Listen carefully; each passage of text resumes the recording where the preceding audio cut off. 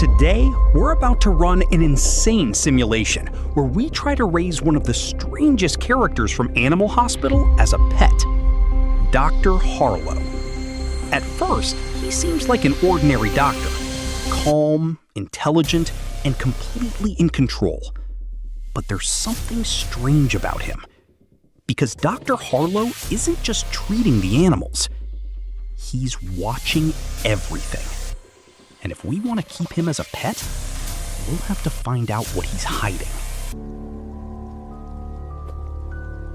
I only came because the clinic bell rang by itself. Inside, there was no staff, no sound, just one trail of tiny wet hoofprints leading into an exam room. That was where I found him, a little creature dressed like a doctor, with teeth that looked far too sharp to trust. But he wasn't watching me. He was staring at my dinner. I offered him one careful bite, and somehow he was gentle. For a second, the horror disappeared from his eyes. Then he examined me. The monitor wasn't reading my heartbeat. It was reading the building. A second later, the door locked. 3 symbols appeared: an eye, a heart, and a key. 3 treatments before midnight. That was the only rule I could understand. The first medicine bottle was empty, so the little doctor climbed down and motioned for me to follow. Every step we took made another light die behind us. He refused to let me look into the reflections, and when a cabinet opened by itself, I started to understand why.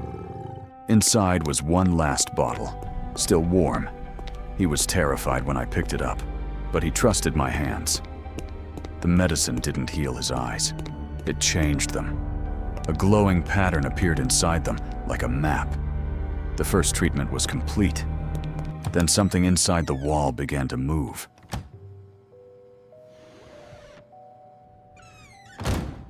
His head mirror showed a corridor that didn't exist behind us. The map led to a hidden vent beneath an old poster, and while he held the light, I opened the wall.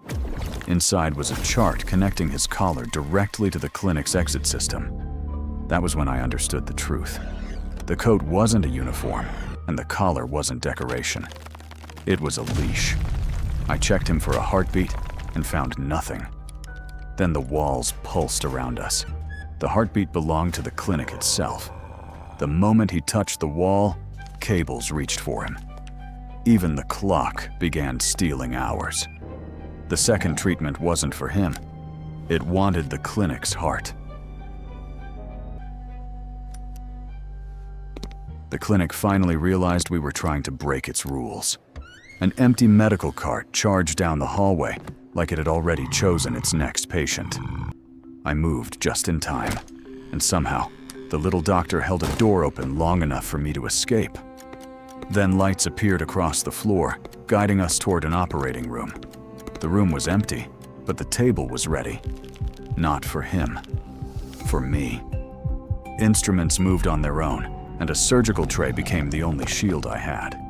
His eyes turned dark again, but this time the anger wasn't aimed at me. He lunged past my hands, bit through the power cable, and saved my life. For the first time since I entered the clinic, everything went quiet. Red light leaked from his eyes like tears, but it wasn't blood. I repaired the little mirror he refused to take off, and somewhere in that moment, I stopped seeing a monster. The mirror revealed something growing through the walls and wrapping itself around his collar. He wasn't really the doctor. He wasn't really the patient either. He was the clinic's battery. I fed him one more bite, and he found enough strength to stand.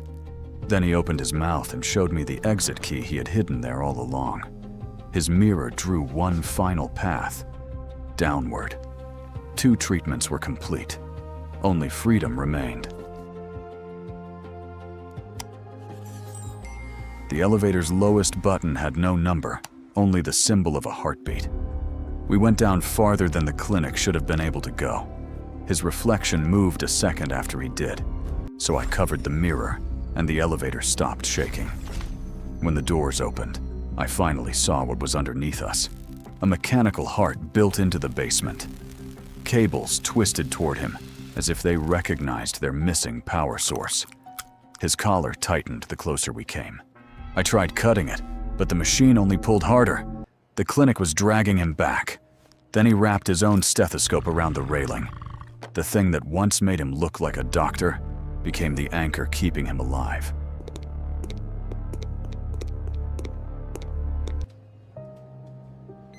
The machine had a rhythm, and somehow he knew exactly where it was wrong.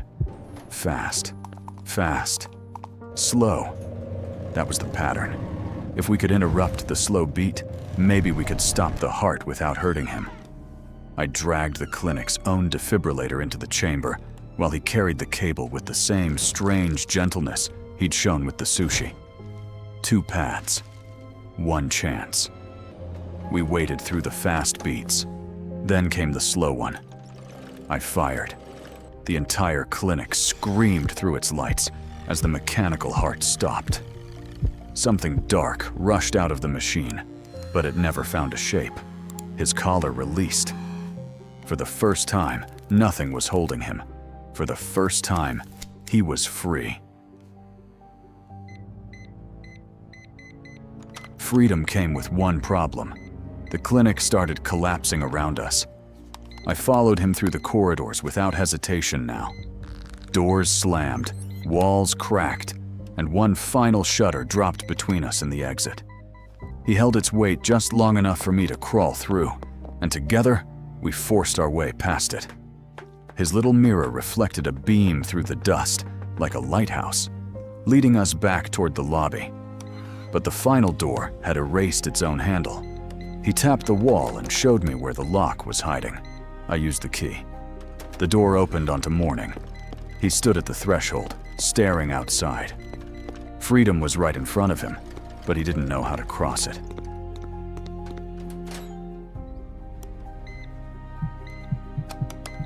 So I went back for him. The moment he chose to step outside, the clinic finally died behind us. He stood in the rain like he'd never felt water without glass between himself and the world. I removed the last broken piece of his collar, and we shared the final bite of sushi like old friends. His patient tag became a pet tag. By morning, the pink clinic looked less like a real place and more like a nightmare we'd somehow escaped. I thought the story was over. Then, that night, I heard the same heartbeat inside my house. He heard it too.